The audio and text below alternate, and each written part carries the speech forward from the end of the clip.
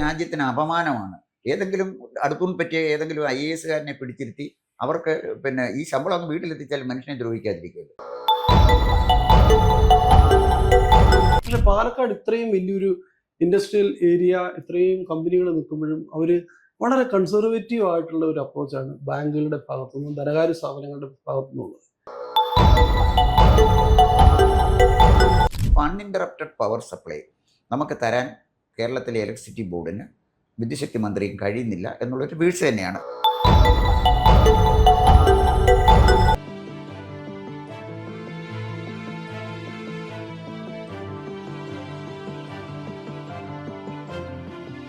Kanjikode Industries Forum, inspiring industrial dreams, aspiring social developments.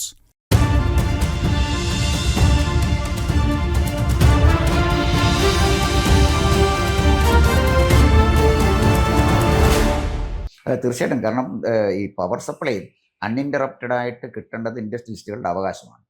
പക്ഷേ ഈ electricity board ഒരു ഭാഗത്ത് മനുഷ്യനെ ദ്രോഹിക്കുമ്പോഴും മറ്റൊരു ഭാഗത്ത് റെഗുലേറ്ററി കമ്മീഷൻ എന്ന് പറഞ്ഞുകൊണ്ട് കുറേ ആളുകളെ വെച്ചിട്ട് എന്തിനീ മനുഷ്യനെ ദ്രോഹിക്കാൻ ഈ റെഗുലേറ്ററി കമ്മീഷൻ എന്ത് കാര്യത്തിനാണ്? ഇവർക്ക് എന്ത് സെൻസാണുള്ളത്? ഇവർക്ക് എന്ത് വീക്ഷണമാണുള്ളത്? അപ്പോൾ സോളാർ എനർജിയെ പ്രൊമോട്ട് ചെയ്യാത്തൊരു റെഗുലേറ്ററി കമ്മീഷൻ ഈ രാജ്യത്തിന് അപമാനമാണ്. ഏതെങ്കിലും അടുത്തൂന്ന് പറ്റിയ ഏതെങ്കിലും IAS കാരനെ പിടിച്ചിരുത്തി അവർക്ക് ഈ ശമ്പളം അങ്ങ് വീട്ടിലെത്തിച്ചാൽ മനുഷ്യനെ ദ്രോഹിക്കാതിരിക്കുമല്ലോ. ഇത്തരം കാര്യങ്ങളൊരു ദ്രോഹമാണ്. ഞാൻ പറയാതിരിക്കാൻ നിവൃത്തിയില്ലാത്തതുകൊണ്ട് ഞാനങ്ങ് പറയുകയാണ്. അപ്പോൾ അൺഇൻറ്ററപ്റ്റഡ് പവർ സപ്ലൈ നമുക്ക് തരാൻ കേരളത്തിലെ ഇലക്ട്രിസിറ്റി ബോർഡിന് വിദ്യുശക്തി മന്ത്രിയും കഴിയുന്നില്ല എന്നുള്ളൊരു വീഴ്ച തന്നെയാണ്. അത് ഒരു നിരീക്ഷകൻ എന്നുള്ള നിലയിൽ തന്നെ അങ്ങനെപ്പോലുള്ള ആളുകൾ അതിന് പരിഹാരമായിട്ട് ഇത്തരം ചില പ്രവർത്തനങ്ങൾ നിങ്ങളുടെ കൂട്ടായ്മകളിലൂടെ അത് പരിഹരിക്കാൻ ശ്രമം നടത്തുന്നുണ്ടെങ്കിൽ നല്ലതാണ്. അഖിലേന്ത്യാ തലത്തിൽ തന്നെ ഇലക്ട്രിസിറ്റി ബോർഡിനെ റിവാമ്പ് ചെയ്യുകയാണ്. അവരെ ജനറേഷനും ട്രാൻസ്മിഷനും ഡിസ്ട്രിബ്യൂഷനും ഒക്കെ വ്യത്യസ്തമായ ഏജൻസികളെ ഏൽപ്പിക്കാൻ പോകാനൊക്കെ റെസിസ്റ്റ് ചെയ്യുന്നു. ഇവിടെ മീറ്റർ കൊണ്ടുവെക്കുന്നതിനെ റെസിസ്റ്റ് ചെയ്യുന്നു. എല്ലാം റെസിസ്റ്റ് ചെയ്തുകൊണ്ടിരിക്കുകയാണ്. അപ്പോൾ എന്തായാലും ശരി, കേരളത്തിലെ ഇൻഡസ്ട്രിയലിസ്റ്റുകൾ നേരിടുന്ന ലേബർ ഫോഴ്സിൻ്റെ ദ്രോഹം ഒരു ഭാഗത്ത്, റെഗുലേറ്ററി കമ്മീഷൻ്റെ ദ്രോഹം മറുഭാഗത്ത്, സർക്കാരിൻ്റെ ദ്രോഹം മറുഭാഗത്ത്, ഇതൊക്കെ വേണം നിങ്ങൾ വളരാൻ. അതുകൊണ്ട് എത്ര കാലം ഈ ഇൻഡസ്ട്രിയൽ ഹബ്ബിൽ ഇതൊക്കെ വളർന്ന് വികസിക്കും എന്നുള്ളത് ഒരു പൗരൻ എന്നുള്ള നിലയിൽ എനിക്ക് സംശയമുണ്ട്. എന്തായാലും ഇതൊക്കെ ചില യാഥാർത്ഥ്യങ്ങളാണ്. ഇവിടെ മറ്റൊരു പ്രശ്നമുള്ളത്, പാലക്കാടിൻ്റെ ഏറ്റവും വലിയ പ്രശ്നം ജലത്തിൻ്റെ ഷോർട്ടേജാണ്. അതുകൊണ്ടാണ് പണ്ട് കൊക്കക്കോള വന്നപ്പോഴേ സമരം നടന്നതും ആ ഇൻഡസ്ട്രിയെ ഡിസ്കറേജ് ചെയ്തു. അപ്പോൾ ചില ഇൻഡസ്ട്രീസ് അത് രാജ്യത്തിനും ജനങ്ങൾക്കും ദ്രോഹമായി മാറുമ്പോൾ അതിനെ ഡിസ്കറേജ് ചെയ്യുന്നത് ഇൻഡസ്ട്രിക്കെതിരല്ല, അത് നമ്മുടെ പരിസ്ഥിതിയെ സംരക്ഷിക്കുന്ന ഇൻഡസ്ട്രിയെ കേരളത്തിൽ പറ്റൂ. അല്ലാത്ത ഒരു ഇൻഡസ്ട്രിയെ ഇവിടെ പ്രൊമോട്ട് ചെയ്യാൻ പറ്റില്ല. അപ്പോൾ ഇവിടെ ഇപ്പം തന്നെ ബ്രൂവറീസ് വരുന്നു എന്ന് പറയുന്നു. അപ്പോൾ ബ്രൂവറീസ് വരുന്നു എങ്കിൽ ഏറ്റവും കൂടുതൽ ജലം ആവശ്യം വരുന്ന ഒരു ഇൻഡസ്ട്രിയാണത്. പാലക്കാട് ഏറ്റവും കൂടുതൽ ഷോർട്ടേജ് ഉള്ള സ്ഥലത്ത് ഇങ്ങനെ ഒരു ഇൻഡസ്ട്രി വരുന്നു, അതിനെ വിഭാവനം ചെയ്യുന്നു, അതൊരു മഹത്തായ കാര്യമാണെന്ന് പറയുന്നതിനകത്ത് എന്തടിസ്ഥാനപരം മഴവെള്ളം കൊണ്ട് ഇതെല്ലാം പരിഹരിക്കും എന്നൊക്കെ പറയുന്നത് ശുദ്ധ പോഷ്ക എന്നുള്ളതല്ലാതെ അതിനപ്പുറത്ത് വേറെ കാര്യമൊന്നുമില്ല. അത്തരം ചില കാര്യങ്ങൾ നിങ്ങൾക്ക് തന്നെ വെള്ളത്തിന് ഷോർട്ടേജ് അനുഭവപ്പെടുന്നുണ്ടോ? അതിന് പരിഹാരം വല്ലതും ഗവൺമെൻറ് ചെയ്തിട്ടുണ്ടോ? ഇൻഡസ്ട്രി ഏരിയയിൽ ഇപ്പോൾ നമുക്കുള്ളത് വ്യവസായ വകുപ്പിൻ്റെ കയ്യിൽ 2 ഇൻഡസ്ട്രി ഏരിയ ഉണ്ട്. അതുപോലെ തന്നെ കിൻഫ്രയുടെ കയ്യിൽ മെഗാ ഇൻഡസ്ട്രിയൽ പാർക്കും ഇൻഡസ്ട്രിയൽ ഇൻഫ്രാസ്ട്രക്ചർ ടെക്സ്റ്റൈൽ പാർക്ക് അങ്ങനെ വരും. പിന്നെ കനാൽ പിരിവിൽ KSRDCയുടെ. അപ്പോൾ അതൊക്കെ കുറച്ച് പുതിയ ഇൻഡസ്ട്രിയൽ ഏരിയ ആയതുകൊണ്ട് അവർക്ക് അവരുടേതായിട്ടുള്ള ഓൺ വാട്ടർ സപ്ലൈ ഉണ്ട്.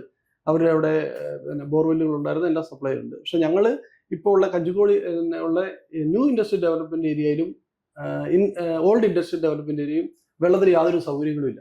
ഇവിടെ 25 ലക്ഷം ലിറ്ററിൻ്റെ 2 ടാങ്കുകൾ അവിടെ ഞങ്ങളൊക്കെ വരുന്ന സമയത്ത് 90കളിലൂടെ വരുമ്പോൾ ടാങ്ക് അങ്ങനെ നിൽക്കുന്നുണ്ട്, ഇപ്പോഴും നിൽക്കുന്നുണ്ട്. അതിനകത്ത് ഒരു ഡ്രോപ്പ് വെള്ളം പോലും ഇതുവരെ അടിക്കാൻ പറ്റിയിട്ടില്ല. അപ്പം ഞങ്ങളുടെ ഓൺ മീൻസിലാണ് ഞങ്ങളെ വ്യവസായങ്ങൾ നടത്തിക്കൊണ്ടിരിക്കുന്നത്.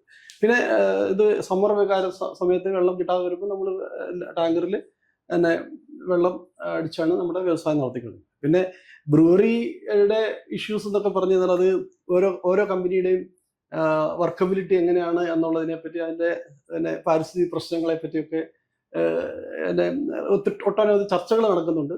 പക്ഷേ ആസ് ആൻ ഇൻഡസ്ട്രി എന്നുള്ള രീതിയിൽ ഞങ്ങൾ ഒരു ഏത് ഇൻഡസ്ട്രി വന്നാലും ഇൻഡസ്ട്രി വന്നു കഴിഞ്ഞാൽ ആ നാടിൻ്റെ വികസനം കുറച്ചുകൂടി കൂടും, കുറച്ചുകൂടി ആൾക്കാർക്ക് തൊഴിൽ കിട്ടും എന്നൊക്കെയാണ് ഞങ്ങളുടെ ഒരു വീക്ഷണം. അതുകൊണ്ട് ഞാൻ ആ ഒരു ഇതിൽ കടക്കുന്നില്ല. ഓക്കെ, അല്ല, ഞാൻ ജനറൽ ഇഷ്യൂ പറഞ്ഞെന്ന് മാത്രമേ ഉള്ളൂ. ഇപ്പം വനത്തിനോട് ചേർന്ന് ഇഷ്ടംപോലെ സാമില്ലുകൾ അനുവദിച്ചാൽ വനത്തിൽ മരമുണ്ടല്ലോ, മുറിച്ച് വിൽക്കാമല്ലോ. പക്ഷേ അത് ഇൻഡസ്ട്രിയായിട്ട് അനുവദിക്കാൻ ഒക്കും. ലക്ഷക്കണക്കിന് ആളുകൾ തൊഴിലവസരം കൊടുക്കുക ഈ വനം മുഴുവൻ നശിപ്പിക്കാൻ തീരുമാനിച്ചാൽ ഇഷ്ടംപോലെ സ്വാമില്ലുകൾ വരും. അതുകൊണ്ട് അത്തരം വാദങ്ങളൊന്നും കേരളത്തിൽ വിലപ്പോകുന്ന കാര്യമല്ല. ഇനി അത് ആര് പറഞ്ഞെന്ന് പറഞ്ഞാലും അത് ഒരു അംഗീകരിക്കാൻ കഴിയുന്ന വാദവുമല്ല. അതവിടെ നിൽക്കട്ടെ. അതിനേക്കാൾ വലിയൊരു പ്രശ്നം ഇപ്പം നമ്മുടെ ലാൻഡ് നമ്മൾ സംസാരിച്ചു, ലേബർ നമ്മൾ സംസാരിച്ചു. ഏറ്റവും പ്രധാനപ്പെട്ട മറ്റൊരു കാര്യം ക്യാപിറ്റലാണ്. അപ്പോൾ ഇവിടെ നമ്മുടെ ബാങ്കുകൾ നമ്മുടെ വ്യവസായികളോട് സ്വീകരിച്ചിരിക്കുന്ന സമീപനത്തെക്കുറിച്ച് ഒട്ടേറെ വ്യവസായികളുടെ കൂടി ദുഃഖത്തോടെ എന്നോട് സംസാരിച്ചിട്ടുണ്ട്. കാരണം ചില ബാങ്കുകൾ, തമിഴ്നാട്ടിലെ ബാങ്കുകളും കേരളത്തിലെ ബാങ്കുകളും ഒരേ ബാങ്കിൻ്റെ 2 ബ്രാഞ്ചാണ്. ഇവിടെ വരുമ്പോഴത്തേക്ക് ഇവർക്ക് ഭയങ്കര കടുംപിടുത്തം. ഇത്തരം ചില കാര്യങ്ങൾ ഈ ബാങ്കിൻ്റെ ഭാഗത്തുനിന്ന് ഉണ്ടാകുന്നത്. നിങ്ങളെ സാമ്പത്തികമായി കിട്ടേണ്ട തുക കിട്ടേണ്ട സമയത്ത് കിട്ടിയില്ലെങ്കിൽ അതുകൊണ്ട് പ്രയോജനമില്ല. അപ്പോൾ ക്യാപിറ്റൽ മൊബിലൈസേഷൻ അല്ലെങ്കിൽ ബാങ്കുകൾ ഇത്തരം കാര്യങ്ങളിൽ എങ്ങനെയാണ് ഒരു വ്യവസായി എന്നുള്ള നിലയിൽ നിങ്ങളെയൊക്കെ അങ്ങയുടെ വ്യക്തിപരമായ കാര്യമല്ല ഞാൻ ചോദിക്കുന്നത്, വ്യവസായികളോടുള്ള ബാങ്കിൻ്റെ സമീപനമാണ് ഞാൻ ചോദിക്കുന്നത്. വ്യവസായികളോടുള്ള ബാങ്കിന്റെ സമീപനം ഇപ്പം കുറച്ച് മാറി വന്നിട്ടുണ്ട്. എന്നാലും നമ്മൾ ഇവിടെ ജില്ലാ തലത്തിലുള്ള അവലോകന മീറ്റിങ്ങുകൾ എല്ലാ മാസവും നടക്കുന്നുണ്ട്. അതിനകത്ത് ഞങ്ങൾ സ്ഥിരമായിട്ട് ഉന്നയിക്കുന്ന ഒരു പ്രശ്നം വെച്ചാൽ ഇവിടുത്തെ ബാങ്കുകളുടെ CD റേഷ്യോ, അവരുടെ ക്രെഡിറ്റ് ഡെപ്പോസിറ്റ് റേഷ്യോ ഏറ്റവും കുറവാണ്. അതായത് അവർ ഡെപ്പോസിറ്റുകൾ കൂടുതലും, അവർ ലെൻഡിങ് തീരെ കുറവാണ്. ബാക്കിയുള്ള ചെറിയ ചെറിയ ഇപ്പോൾ ഇടുക്കി പോലുള്ള ഡിസ്ട്രിക്റ്റിലൊക്കെ ആണെന്നുണ്ടെങ്കിൽ ലെൻഡിങ് ഇഷ്ടംപോലെ ഉണ്ട്. അവരുടെ വളരെ പോസിറ്റീവായിട്ടുള്ള ലെൻഡിങ് റേഷ്യോ ഉണ്ട്. പക്ഷെ പാലക്കാട് ഇത്രയും വലിയൊരു ഇൻഡസ്ട്രിയൽ ഏരിയ, ഇത്രയും കമ്പനികൾ നിൽക്കുമ്പോഴും അവർ വളരെ കൺസർവേറ്റീവ് ആയിട്ടുള്ള ഒരു അപ്രോച്ചാണ് ബാങ്കുകളുടെ ഭാഗത്തുനിന്നും ധനകാര്യ സ്ഥാപനങ്ങളുടെ ഭാഗത്തുനിന്നുള്ളത്. ഇതിപ്പം അങ്ങ് പറഞ്ഞതുപോലെ ഒരേ ബാങ്കിന്റെ 2 ബ്രാഞ്ചുകൾ തമ്മിൽ അല്ലെങ്കിൽ അടുത്ത സംസ്ഥാനത്തുള്ള ഒരു അവർ ചെയ്യുന്ന അതുമായിട്ട് യാതൊരു ബന്ധമില്ലാത്ത രീതി ഒരുതരം ചിറ്റമ്മ നയം ആണ് ഇവിടുത്തെ മെയിൻ ആയിട്ടുള്ള ബാങ്കുകൾ. പൊതുമേഖലയിലുള്ള ഏറ്റവും നമ്മുടെ ഇന്ത്യയിൽ തന്നെ, ഞാൻ പേരെടുത്ത് പറയുന്നില്ല, ഇന്ത്യയിലെ ഏറ്റവും വലിയ ബാങ്കുകളുടെ ഒക്കെ അവസ്ഥ അതാണ്. കാരണം അവർക്കൊക്കെ ഇവിടെ ലോൺ കൊടുക്കുന്നതിനേക്കാളും സേഫ് വേറെയുള്ള സ്ഥലങ്ങളിൽ, ഇപ്പോൾ ബോംബെയിലോ ഡൽഹിയിലോ വേറെയുള്ള സംസ്ഥാനങ്ങളിൽ കൊടുത്തിട്ട് മൊത്തമായിട്ട് നോക്കി കഴിയുമ്പോൾ അവരുടെ ബാലൻസ് ഷീറ്റ് ഉണ്ടാക്കി കഴിയുന്ന സമയത്ത് അവർക്ക് NPA കുറവായിരിക്കും, അല്ലെങ്കിൽ അവർക്ക് പ്രോഫിറ്റ് ഉണ്ടായിരിക്കും. അവർക്ക് കേരളത്തിനെ പറ്റി വലിയ കാര്യമായിട്ട് ആലോചിക്കേണ്ട ആവശ്യം വരുന്നില്ല. അതുകൊണ്ട് വളരെ ഒരു നമുക്ക് ആവശ്യത്തിന് പണം കിട്ടും എന്നുള്ളൊരു പ്രതീക്ഷയിലൊന്നും നമുക്ക് വ്യവസായം തുടങ്ങാനായിട്ട് പറ്റില്ല. പക്ഷേ അതിൻ്റെ കൂടെ തന്നെ ഇപ്പം നമ്മൾ സിഡ്ബി ആണ് small industry development bank of India, ministry of ഫിനാൻസിന്റെ MNREയുടെ സ്മോൾ ഇൻഡസ്ട്രീസിന്റെ ഫിനാൻസ് ചെയ്യുന്ന ഇൻസ്റ്റിറ്റ്യൂഷനാണ്. അവർ കുറച്ച് ലിബറലായിട്ട് ചെയ്യുന്നുണ്ട്. പക്ഷെ അത് ഈ ടേം ലോണുകൾ മാത്രം അവർ ചെയ്യുന്നുണ്ട്. പിന്നെയുള്ള ബാക്കി ഇവിടെ ഇപ്പം കേരള ഫിനാൻഷ്യൽ കോർപ്പറേഷൻ, നമ്മുടെ സ്റ്റേറ്റ് ഗവൺമെന്റിന്റെ, അവർക്ക് ചീഫ് മിനിസ്റ്ററിന്റെ ഒരു സ്കീമുണ്ട്. 5% 2 കോടി രൂപ വരെ ലോൺ കൊടുക്കുന്ന ഒരു പദ്ധതി. അത് വേറെ ഒരു ധനകാര്യ സ്ഥാപനങ്ങൾക്കും കൊടുക്കാൻ പറ്റില്ല. പക്ഷെ അതിന് 2 കോടി വരെ ഉള്ളൂ. അപ്പം അതൊക്കെ നന്നായിട്ട് ഇവിടെ പാലക്കാട് ജില്ലയിൽ നന്നായിട്ട് കൊടുത്തു വരുന്നുണ്ട്. പക്ഷേ പൊതുവെ പറഞ്ഞു കഴിഞ്ഞാൽ ഇവരുടെ ഈ CD റേഷ്യോ ഒരു നാഷണൽ ലെവലിൽ എടുത്തു കഴിയുമ്പം വളരെ നെഗറ്റീവാണ്. അതൊക്കെ മാറേണ്ടിയിരിക്കും. എന്നാൽ മാത്രമേ ഉള്ളൂ വ്യവസായം വരുള്ളൂ. അല്ല, KFCയുടെ തന്നെ ഈ 2 കോടി എന്ന് പറഞ്ഞാൽ എനിക്ക് തോന്നുന്നു അതിന് കൊളാട്രൽ സെക്യൂരിറ്റി കൊടുത്തെങ്കിലേ അത് കിട്ടുള്ളൂ എന്നാണ് തോന്നുന്നത്. KFC ലോൺ എൻ്റെ ഒരു ഇൻഫർമേഷൻ അതാണ്. അതിനെക്കുറിച്ച് ഞാൻ പറയുന്നത് സെക്യൂരിറ്റി എന്തായാലും വേണം. പക്ഷേ ഈ നമ്മൾ നോക്കുന്നത് നമ്മുടെ റേറ്റ് ഓഫ് ഇൻട്രസ്റ്റ് എത്രയാണ് എന്നുള്ളത്. അതുപോലെ തന്നെ ഞാനതിലോട്ട് അത് പറഞ്ഞു വന്നപ്പോൾ പറഞ്ഞു എന്നുള്ളതേ ഉള്ളൂ. അതായത് ഈ സെൻട്രൽ ഗവൺമെന്റ് CGTMSE എന്ന് പറയുന്ന ഒരു ക്രെഡിറ്റ് ഗ്യാരണ്ടി ട്രസ്റ്റ് ഫണ്ട് എന്ന് പറയുന്ന സാധനമുണ്ട്. അത് 2 കോടി വരെ ആയിരുന്നു കൊളാട്ടർ ഇല്ലാതെ. കൊളാട്ടർ ഫ്രീ ലോണാണ്. ഇപ്പം 5 കോടി ആക്കിയിട്ടുണ്ട്. അത് 10 കോടി വരെ ഇപ്പം എക്സ്റ്റെൻഡ് ചെയ്തിട്ടുണ്ട്. പക്ഷേ ഇവിടുത്തെ പല ബാങ്കുകളും അതിനോട് മുഖം തിരിച്ചിരിക്കുകയാണ്. ആ ഒരു സാധനം നമുക്ക് കൊളാട്ടർ ഫ്രീ ആയിട്ട് ഈ സാധനം ഒരു കുറച്ചുകൂടി ലിബറലായിട്ട് ഒരു സഹായിക്കണം എന്നുള്ളൊരു ആഗ്രഹത്തോടു കൂടി നിൽക്കുകയാണെന്നുണ്ടെങ്കിൽ ഇവിടെ ഇഷ്ടം പോലെ വ്യവസായം വരുന്നതിന് യാതൊരു സംശയമില്ല. കഞ്ചിക്കോട് വളരെ വേഗം ഒരു ഇൻഡസ്ട്രിയൽ ഹബ്ബായിട്ട് കേരളത്തിൻ്റെ മാറിക്കൊണ്ടിരിക്കുകയാണ്. ഇവിടെ തൊഴിൽ ചെയ്യുന്ന തൊഴിലാളിയുടെ ആരോഗ്യ സംരക്ഷണം ഉറപ്പുവരുത്തേണ്ടത് വ്യവസായികളുടെ മാത്രമല്ല ഗവൺമെൻറ്റിൻ്റെ ഉത്തരവാദിത്തമാണ്. അപ്പോൾ ഞാൻ മനസ്സിലാക്കുന്നിടത്ത് 20,000-ഓളം തൊഴിലാളികൾ ഈ മേഖലയിൽ വർക്ക് ചെയ്യുന്നുണ്ട്. അവർക്ക് ESI ഫെസിലിറ്റി കൊടുക്കുന്ന അത്തരം ഒരു ESI ഹോസ്പിറ്റൽ അത് ഈ മേഖലയിലുണ്ടോ? അവരുടെ ആരോഗ്യ സംരക്ഷണത്തിന് നിങ്ങളുടെ ഈ ഇൻഡസ്ട്രിയൽ ഫെഡറേഷൻ, കഞ്ചിക്കോട് ഇൻഡസ്ട്രീസ്, നിങ്ങളുടെ ഒരു ഫെഡറേഷൻ ഉണ്ടല്ലോ, നിങ്ങൾ ഇക്കാര്യത്തിൽ അവരുടെ ആരോഗ്യ സംരക്ഷണത്തിന് നിങ്ങൾക്ക് എന്തെങ്കിലും ചെയ്യാൻ കഴിയുന്നുണ്ടോ?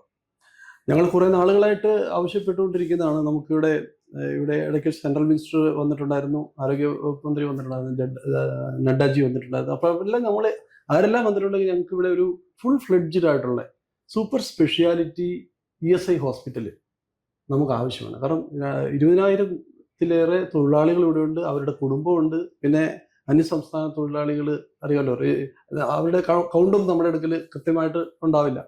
എത്രയും പിന്നെ തൊഴിലാളികൾ വർക്ക് ചെയ്യുന്ന സ്ഥലത്ത് ഒരു ESI ചെറിയൊരു ഡിസ്പെൻസറി പോലും ഇല്ലാത്തൊരു സാഹചര്യമാണുള്ളത്. അവിടെയുള്ളത് ഒരു പിന്നെ ലീവ് കൊടുക്കാൻ വേണ്ടിയിട്ടുള്ള ഒരു അറേഞ്ച്മെന്റ്സ് മാത്രം. തൊഴിലാളികൾക്ക് പോയിട്ട് അവിടുന്ന് ലീവ് മേടിച്ച് കഴിഞ്ഞാൽ സാലറി കിട്ടും, അങ്ങനെ ഒരു ഇത് മാത്രമേ ഉള്ളൂ. ഒരു ഫസ്റ്റ് എയ്ഡ് ചെയ്യാൻ പോലും പറ്റുന്ന ഒരു സാഹചര്യം അവിടെ ഇല്ല. അല്ലെങ്കിൽ ഞങ്ങൾ ടൗണിലോട്ട് 15 കിലോമീറ്റർ യാത്ര ചെയ്ത് വന്നാൽ മാത്രമേ ഉള്ളൂ ഇവിടെ ഒരു ഹോസ്പിറ്റൽ ഉള്ളൂ. അപ്പോൾ ഒരു സൂപ്പർ സ്പെഷ്യാലിറ്റി ESI ഹോസ്പിറ്റൽ ഞങ്ങൾക്ക് വളരെയധികം അത്യാവശ്യമാണ്. അതിന് വേണ്ടിയിട്ടുള്ള നമ്മൾ ശ്രമങ്ങൾ അത് സെൻട്രൽ ഗവൺമെന്റിന്റെ സൈഡിൽ നിന്ന് വരേണ്ടതാണ്. എല്ലാ ശ്രമങ്ങളും ഞങ്ങൾ എവിടെയൊക്കെ ഞങ്ങൾ പിന്നെ ഞങ്ങളുടെ ഡിമാൻഡുകൾ വെച്ചിട്ടുണ്ട്, അത് ഉടനെ തന്നെ കിട്ടും എന്നുള്ളൊരു പ്രതീക്ഷയിലാണ് ഞങ്ങൾ ഇരിക്കുന്നത്. ഓക്കെ, അപ്പോൾ ഒരു ചോദ്യം കൂടെ ചോദിച്ചുകൊണ്ട് ഞാൻ ഇന്റർവ്യൂ അവസാനിപ്പിക്കാം. നമ്മൾ കേരളം നേരിടുന്ന വലിയൊരു പ്രശ്നം, എനിക്കൊണ്ട് 35-40 ലക്ഷം അന്യ സംസ്ഥാന തൊഴിലാളികളുടെ ജോലി ചെയ്യുന്നുണ്ട്. ഇതിൽ ധാരാളം ക്രിമിനൽസ്, എത്ര ശതമാനം ക്രിമിനൽസ് ആണെന്ന് പറയാൻ എനിക്ക് അറിഞ്ഞൂടാ. കാരണം അവിടെ നിന്ന് വന്ന തൊഴിലാളികളെ കുറിച്ചുള്ള വ്യക്തമായൊരു കണക്ക് ഗവൺമെൻറ്റിലുണ്ട് എന്ന് എനിക്ക് തോന്നുന്നില്ല. വ്യവസായികളിൽ വരുന്ന ആൾ കുറഞ്ഞ പിന്നെ കൂലിക്ക് നിൽക്കുന്നവനെയൊക്കെ പിടിച്ച് നിർത്തുന്നുണ്ട്. കൊടും ക്രിമിനൽ റോഹിംഗ്യൻ പിന്നെ ഈ കുറ്റവാളികൾ വരെ കേരളത്തിൽ വന്ന് പെട്ടിട്ടുണ്ട്. അപ്പം നിങ്ങളുടെ ഇൻഡസ്ട്രിയൽ യൂണിറ്റുകളിലൊക്കെ ജോലി കൊടുക്കുന്ന അന്യ സംസ്ഥാന തൊഴിലാളികൾ വരുമ്പോഴേ അവരുടെ ഐഡൻറ്റിറ്റി, മിനിമം അവരുടെ ഒരു ഫിംഗർ പ്രിൻ്റ്, അവരുടെ ഒരു ഫോട്ടോ, ഇത്തരം കാര്യങ്ങൾ സൂക്ഷിച്ചു വെക്കാനും അന്യ സംസ്ഥാന തൊഴിലാളികളെ സംബന്ധിച്ചുള്ള ഡോക്യുമെൻറ്റ്സ് കൃത്യമായി സൂക്ഷിച്ചു വെക്കാനുള്ള ഒരു രീതി നിങ്ങൾ പിന്തുടരുന്നുണ്ടോ? ഞങ്ങൾ പിന്നെ ഞങ്ങളുടെ മെമ്പേഴ്സിനോടെല്ലാം അതിൻ്റെ ഒരു പ്രോട്ടോക്കോൾ ഉണ്ട്. നമുക്ക് പോലീസ് സ്റ്റേഷനിൽ നിന്ന് കറക്റ്റായിട്ടുള്ള ഗൈഡൻസ് തന്നിട്ടുണ്ട്. ഒരു തൊഴിലാളിനെ എടുക്കുകയാണെന്നുണ്ടെങ്കിൽ എന്തെല്ലാം കാര്യങ്ങൾ ചെയ്യണം, അവരെ റിപ്പോർട്ട് ചെയ്യണം. ഇതെല്ലാം നമ്മുടെ മെമ്പേഴ്സിനോടെല്ലാം നമ്മൾ കൃത്യമായ രീതിയിൽ ഓരോ അവയർനെസ്സുകൾ നടത്തുമ്പോഴും അതുപോലെ തന്നെ കമ്മ്യൂണിക്കേഷനിലൂടെ ഞങ്ങൾ അവതരിപ്പിക്കാറുണ്ട്. പക്ഷേ അതൊക്കെ എത്രമാത്രം നടക്കുന്നുണ്ട് എന്നുള്ള കാര്യത്തിനകത്ത് വളരെയധികം സംശയമുണ്ട്. കാരണം ഈ അറിയാലോ, പെരുമ്പാവൂരായിരുന്നു ഇതിൻ്റെ ഏറ്റവും വലിയൊരു ഹബ്ബ്. ഇപ്പോൾ റീസെൻ്റ്ലി പിന്നെ പെരുമ്പാവൂരേക്കാളും വലിയൊരു ഈ പ്ലൈവുഡിൻ്റെ ഒരു ഫാക്ടറികൾ ഇങ്ങോട്ട് വന്നിട്ടുണ്ട്. ആ വന്നതിനോടൊപ്പം തന്നെ ഈ പറയുന്ന ആൾക്കാരും തീർച്ചയായിട്ടും ഉണ്ട് എന്നുള്ളതിനകത്ത് യാതൊരു സംശയമില്ല. കാരണം നമ്മൾ വെറുതെ എന്തെങ്കിലും പറഞ്ഞിട്ട് കാര്യമില്ല, ഉണ്ട് എന്നുള്ള കാര്യം സംശയമൊന്നുമില്ല. അതൊരു ത്രെട്ട് തന്നെയാണ് നമ്മളെ സംബന്ധിച്ചിടത്തോളം. പക്ഷേ ഞങ്ങളെ സംബന്ധിച്ചിടത്തോളം നമുക്കിവിടെ ആൾക്കാരെ കിട്ടാതെ നമ്മൾ പ്രൊഡക്ഷൻ പ്ലാൻ ചെയ്യുന്നു, നമുക്ക് ഡിമാൻഡ് വരുന്നു, നമുക്ക് സാധനങ്ങൾ എക്സ്പോർട്ട് ചെയ്യണം, സാധനം സപ്ലൈ ചെയ്യണം. അതേ സമയത്ത് സഫീഷ്യൻ്റ് ആയിട്ടുള്ള ലേബർ ഇല്ലാത്തൊരു സാഹചര്യത്തിൽ നമുക്ക് അവരെ പിന്നെ എടുത്തേ പറ്റുന്ന ഒരു സാഹചര്യം നിലനിൽക്കുന്നുണ്ട്. അപ്പം എല്ലാവരോടും നമ്മൾ അവയർനെസ്, എല്ലാ രീതിയിലുള്ള അവയർനെസ് ഞങ്ങൾ കൊടുക്കാറുണ്ട്. എത്രമാത്രം ഫുൾഫിൽ ചെയ്യുന്നുണ്ട് എന്നുള്ള കാര്യത്തിനകത്ത് കുറച്ചൊക്കെ കാര്യങ്ങൾ നമുക്ക് ചെയ്യാൻ പറ്റാതെയുണ്ട്. അത് ആ ലെവലിലാണ് ഇപ്പോൾ നിൽക്കുന്നത്. എന്നാൽ നമ്മളിവിടെ ഈ അഭിമുഖം ഒരുപാട് ഇൻഫോർമേറ്റീവായുള്ള കാര്യങ്ങൾ പറഞ്ഞു. അതിനകത്ത് പ്രധാനമായിട്ട് സ്കില്ല് ലേബറേഴ്സിനെ വേണം. കേരളത്തിലെ അഭ്യസ്തവിദ്യരായ വിദ്യാർത്ഥികളുടെ ഇടയിൽ നിന്നും നമുക്ക് സ്കില്ല് ലേബറേഴ്സിനെ കിട്ടുന്നില്ല എന്നുള്ളത് നമ്മൾ തിരിച്ചറിയണം. അത് വളരെ ഗൗരവമുള്ള ഒരു വിഷയമായിട്ടാണ് എനിക്ക് തോന്നുന്നത്. മറ്റൊന്ന്, കേരളം എത്ര വ്യവസായ സൗഹൃദ സംസ്ഥാനമാകും എന്നൊക്കെ പറയുമ്പോഴും അടിസ്ഥാനപരമായി അൺഇൻറ്ററപ്റ്റഡ് പവർ സപ്ലൈ ഒരു ഗവൺമെൻറ്റിനെ എൻഷുർ ചെയ്യാൻ കഴിയുന്നില്ലെങ്കിൽ ബാക്കി എല്ലാ മുദ്രാവാക്യങ്ങളും എല്ലാ ആഹ്വാനങ്ങളും ഒക്കെ പാഴായി പോവുകയുള്ളൂ. അൺഇൻറ്ററപ്റ്റഡ് പവർ സപ്ലൈ നിങ്ങളുടെ അവകാശമാണ്. അത് തരാനൊരു ഗവൺമെൻറ്റിന് കഴിയുന്നില്ലെങ്കിൽ വ്യവസായ സൗഹൃദം എന്ന് പറയുന്നതിന് ഒരർത്ഥമുള്ള ഒരു കാര്യമല്ല. ഏറ്റവും പ്രധാനപ്പെട്ട ഒരു കാര്യം, നമ്മുടെ ഒരു ഇൻഡസ്ട്രിയൽ കോറിഡോർ ഇവിടെ ഡെവലപ്പ് ചെയ്യുകയാണ്. ആയിരക്കണക്കിന്, ഇന്ന് 20,000 തൊഴിലാളികളുള്ള, നാളെ അടുത്ത ഒരു ഘട്ടം വരുമ്പോഴത്തേക്ക് 20 ലക്ഷമോ തൊഴിലാളികളായിട്ട് മാറാൻ വലിയ താമസം വരില്ല. പക്ഷേ അതിഥി തൊഴിലാളി എന്നുള്ള നിലയിൽ ഈ ബംഗ്ലാദേശിൽ നിന്ന് കുടിയേറി വരുന്ന കൊടും ക്രിമിനലുകളെ ചുവപ്പ് പരവതാനി വിരിച്ച് സ്വീകരിക്കുന്ന സംവിധാനം അത് ഡിസ്കറേജ് ചെയ്തില്ലെങ്കിൽ കേരളം നേരിടാൻ പോകുന്ന ഏറ്റവും വലിയ പ്രശ്നം എന്താണെന്ന് ഞാൻ പറയേണ്ട കാര്യമില്ല. വളരെ ഗൗരവമായിട്ട് ഗവൺമെൻറ് പരിഗണിക്കേണ്ട വിഷയങ്ങളാണിത്. ഒരു ഇൻഡസ്ട്രിയലിസ്റ്റ് എന്നുള്ള നിലയിൽ അദ്ദേഹം നേരിടുന്ന പ്രശ്നമാണ് പറഞ്ഞത്. ബാങ്കുകൾ കേരളത്തിന് പുറത്തുള്ള ഇൻഡസ്ട്രിയലിസ്റ്റുകളോടൊക്കെ വളരെ ജനറസ് ആകുമ്പോൾ കേരളത്തിലെ വ്യവസായികളുടെ കൊളാട്രൽ സെക്യൂരിറ്റി ഇല്ലാതെ കൊടുക്കാൻ കഴിയുന്ന എമൗണ്ട് പോലും കൊടുക്കാൻ, ചെറിയ എമൗണ്ടാണ്, 5 കോടി എന്നൊക്കെ പറഞ്ഞാൽ വ്യവസായത്തെ സംബന്ധിച്ചുള്ള വലിയ തുകയൊന്നുമല്ല. പക്ഷേ നല്ല പ്രോജക്റ്റിൻ്റെ അടിസ്ഥാനത്തിൽ ബാങ്കുകളും ഈ കാര്യത്തെക്കുറിച്ച് ആലോചിക്കേണ്ടിയിരിക്കുന്നു. കേരളം ഒരു വ്യവസായ സൗഹൃദ സംസ്ഥാനമായി മാറാൻ നമുക്ക് എന്തെല്ലാം ചെയ്യാൻ കഴിയും എന്നുള്ളത് പൊതുസമൂഹത്തെ ധരിപ്പിക്കുക എന്നുള്ളത് മാത്രമേ ഉള്ളൂ ഇത്തരം ഒരു അഭിമുഖത്തിൻ്റെ ലക്ഷ്യം. ഈ കാര്യത്തിൽ ഒട്ടേറെ അഭിപ്രായങ്ങളെ നിർദ്ദേശങ്ങളും ഒക്കെ തന്ന് വളരെ വിലപ്പെട്ട സമയത്തിനിടയിൽ നമുക്കൊരു അഭിമുഖം തന്ന ശ്രീ കെ സജീവ് കുമാർ, അദ്ദേഹം സ്പാർക്ക് എന്ന് പറയുന്ന കമ്പനിയുടെ മാനേജിംഗ് ഡയറക്ടറാണ്. അതുപോലെ തന്നെ കഞ്ചിക്കോട് ഇൻഡസ്ട്രീസ് ഫെഡറേഷൻ്റെ പ്രസിഡൻറ്റുമാണ്. ഞാൻ അങ്ങേക്ക് ജനഭൂമി പ്രേക്ഷകർക്ക് വേണ്ടി ഞാൻ അങ്ങയോട് നന്ദി പറയുന്നു. കൂടുതൽ വാർത്തകളും വിശേഷങ്ങളും നേരിട്ട് ലഭിക്കാൻ ജനങ്ങളിൽ നിന്ന് ജനങ്ങളിലേക്ക് ജനഭൂമി ന്യൂസ് സബ്സ്ക്രൈബ് ചെയ്യൂ. ബെൽ ബട്ടൺ അമർത്താനും മറക്കരുത്.